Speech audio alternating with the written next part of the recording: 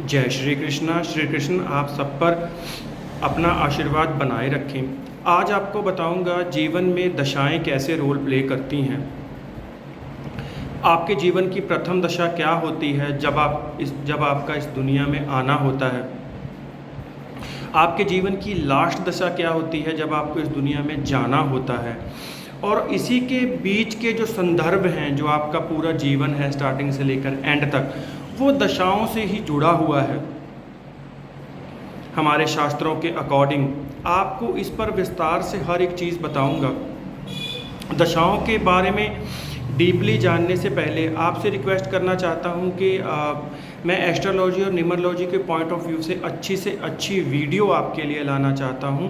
तो चैनल को सब्सक्राइब करिए, बेल आइकन को पुश करिए ताकि आने वाली वीडियो की नोटिफिकेशन आपको मिलती रहे। अगर आप अपनी जन्म पत्रिका मुझे दिखाना चाहते हैं तो मुझे व्हाट्सएप पर कॉल कर सकते हैं। अवश्य मैं आपका जो भी प्रश्न होगा उसके अनुसार आपकी जन्म पत्रिका देखकर आपको आंसर देने की अपनी तरफ से पूरी आपको सहयोग करूंगा। जी, बात करते हैं हम दशाओं की। तो देखिए, सबसे पहले मैं आपको ये बताऊं कि हम आपके जीवन की शुरुआत से ही स्टार्ट से ही कर लेते हैं। मान लीजिए कोई जातक है, वो इस दुनिया में आया है। अब हरि ने उसको यहाँ भेजा है। किस कुटुंब में पैदा हुआ, किस घर में पैदा हुआ, वो हमारा विषय नहीं है। हमारा विषय है कि वो हरि ने उसे यहाँ भेजा है, तो जीवन में उसे क्या प्राप्त होना है, क्या उसने जीवन में करना है, किस डायरेक्शन में उसने जाना है, वो उसकी प्रथम दशा तय करती है। अब उदाहरण के तौर पर मान लीजिए किसी का जन्म हुआ शुक्र की महादशा में। अब आपने कहा, उदाहरण के तौर पे मानता हूँ, अब आपने कहा कि भाई मेरा जन्म हुआ है 1990 में, तब शुक्र की दशा मेरे ऊपर चल रही थी। लेकिन वो शुक्र की दशा तो 8 साल मैंने जी, लेकिन शुक्र की दशा तो होती है 20 साल की। तो बाकी की दशा कहाँ गई?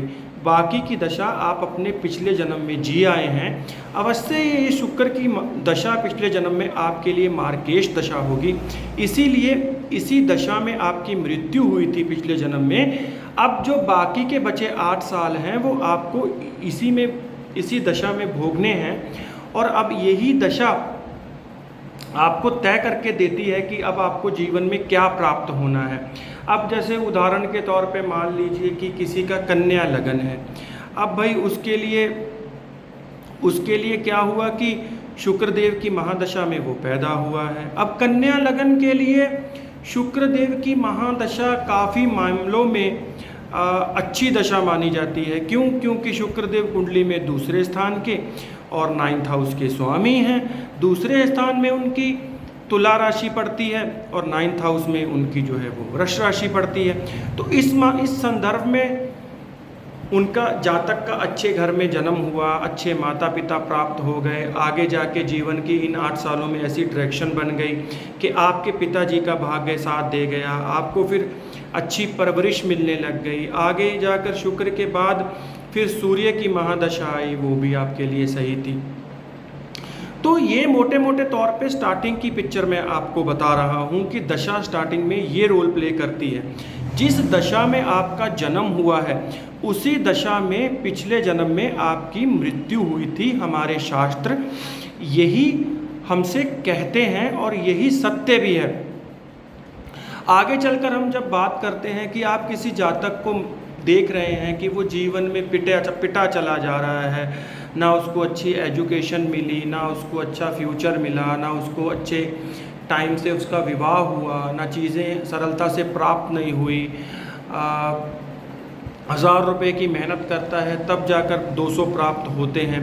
अवश्य ही आपको ये मानना पड़ेगा फिर कि उसके जीवन में जो दशाएं हैं वो अच्छी नहीं आ रही हैं। अब मान लीजिए, मैं आपको एक उदाहरण के तौर पे ही बता देता हूँ। मान लीजिए किसी का कुंभ लगन है।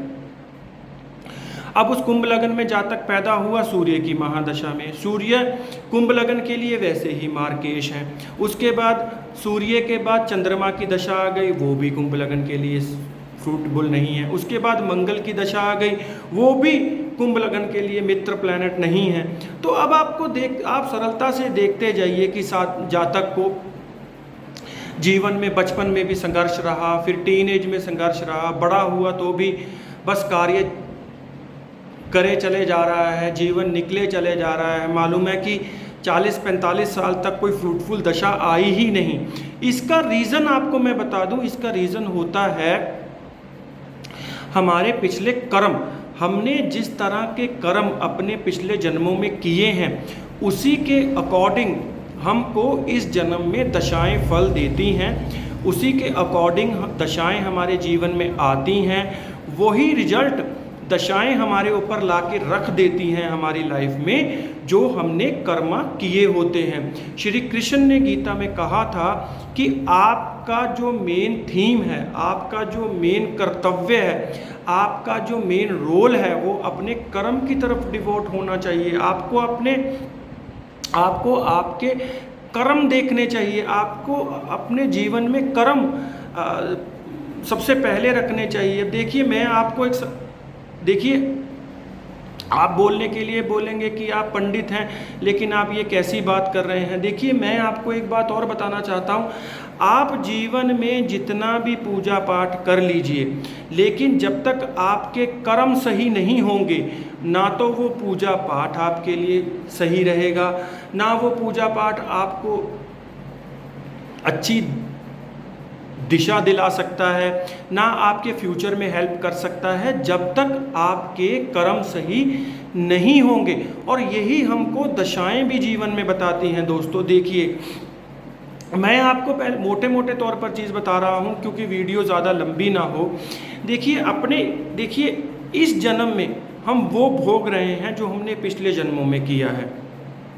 अब कोई जातक अपने जीवन में किसी को देख रहा है कि भाई वो बहुत आनंद ले रहा है, अच्छी एजुकेशन प्राप्त हो गई, उसके बाद समय से जॉब भी लग गई, उसके बाद समय से शादी हो गई, फिर शादी होने के बाद भाग्य और उदय हो गया, जय श्री कृष्णा, जीवन में सब कुछ मिला चला जा रहा है। और एक आप खुद को देख रहे हैं कि मैं बचपन में भी स्ट्रगल में था, अभी जवानी में हूँ, स्ट्रगल में हूँ, तो मेरी ज़िंदगी ऐसी क्यों नहीं है। ये आपके कर्म ही हैं जो रिफ्लेक्ट होकर वापस आपके सामने आ रहे हैं। और वो जो जातक जीवन में आनंद ले रहा है, हरे गोपाल भज रहा है, सब कुछ प्राप्त हुआ चला जा रहा है, हर जिसे मैं कहूँगा कि अब वो सिक्का उल्टे हाथ से फेंक रहा है लेकिन तब भी वो उसी के फेवर में गिर रहा है, तो ये आपके कर्म ही हैं दोस्तों, जो रिफ्लेक्ट होके दशाओं के रूप में आपको मिलते हैं। मेरे आपको समझाने का मोटा मोटा मकसद ये है कि इस जन्म में आपको वो मिल रहा है जो आपने पिछले जन्मों में किया, लेकिन इस जन्म में प्लीज़ अपने कर्मों को बैलेंस रखिए। श्री कृष्ण ने गीता में हमसे ये कहा कि हमें अपने कर्मों को जो है वो बैलेंस करके चलना है। हमें अपने कर्मों को इस तरह से चलना है कि हमारे किसी भी कृत्य की वजह से किसी का दिल ना दुखे, हम किसी का हक ना मारें, हम अपने माता पिता को भगवान से पहले रखें।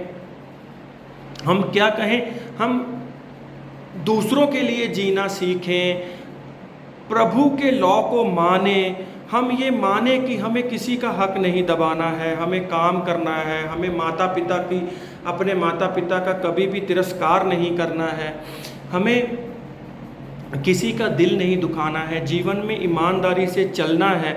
ये हरि का लॉ आपको बता रहा है।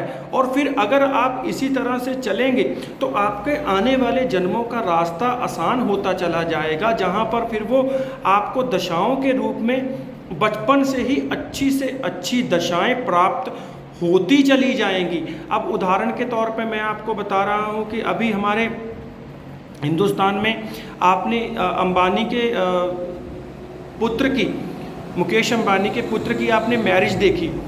अब कुछ लोग देखकर कह रहे होंगे, अरे वाह भैया इतना पैसा मैरिज में लग रहा है, ये हरि की बहुत कृपा है, इनको तो क्या ही कहें, क्या ही जीवन है। नहीं दोस्तों, वो उसके कर्म हैं जो उसने किए हैं, जो उसको इस जीवन में प्राप्त हुए चले जा रहे हैं। और आपने ऐसे बहुत से लोग देखे होंगे जो अपने जीवन में आनंद लिए चले जा रहे हैं, वो उनके कर्म ही हैं।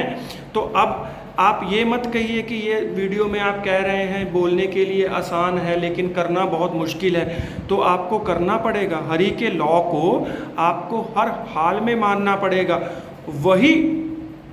वही आपके आने वाले जीवनों के लिए सार्थक रहेगा। फिर हरि आपके सार्थ बन के, आपके सारथी बनकर आपके रथ को चलाएंगे अगर आप अपने कर्मों को बैलेंस रख के चलेंगे। तो आशा करता हूँ कि आज की वीडियो से आपको चीज़ें समझ में आई होंगी, दशाओं के बारे में काफ़ी कुछ आपको पता चला होगा। अगर इसी वीडियो से रिलेटेड आप कोई क्वेश्चन पूछना चाहते हैं, आप अपने जीवन के बारे में कौन सी दशा चल रही है, दशाएं आपकी दशा फ्रूटफुल है, वो आपसे क्या कहना चाहती है, अवश्य आप कमेंट सेक्शन में पूछ सकते हैं। मैं उत्तर देने की अपनी तरफ से पूरी कोशिश करूँगा। तो श्री कृष्ण आप सबके जीवन में सुख समृद्धि और अपना आशीर्वाद प्रदान करें। चैनल को सब्सक्राइब करिएगा, हमेशा खुश रहिए। जय श्री कृष्ण, राधे राधे, जय श्री कृष्ण।